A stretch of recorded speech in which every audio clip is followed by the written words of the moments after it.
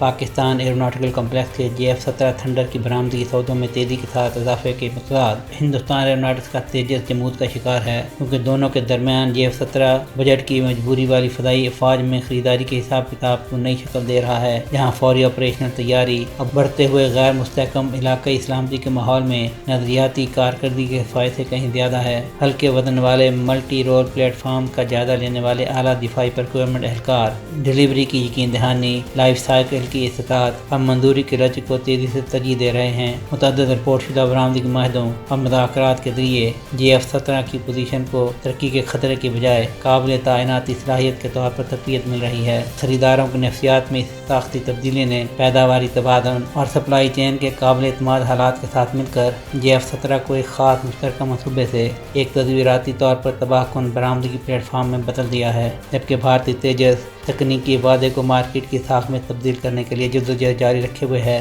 ممکنہ خریداروں کے لیے مرکزی مسئلہ یہ نہیں ہے کہ تیجس آخر کار ایک انتہائی مسابقتی برآمدی علاقہ طیارہ بن سکتا ہے، بلکہ سوال یہ ہے کہ کیا اسے بڑے پیمانے پر ڈلیور کیا جا سکتا ہے، کیا قابل اعتماد طریقے سے تعاون کیا جا سکتا ہے اور غیر یقینی صورتحال کے بغیر فراہمی کو برقرار رکھا جا سکتا ہے، جو کہ اس کی پیداواری پائپ لائن پر چھائی ہوئی ہے۔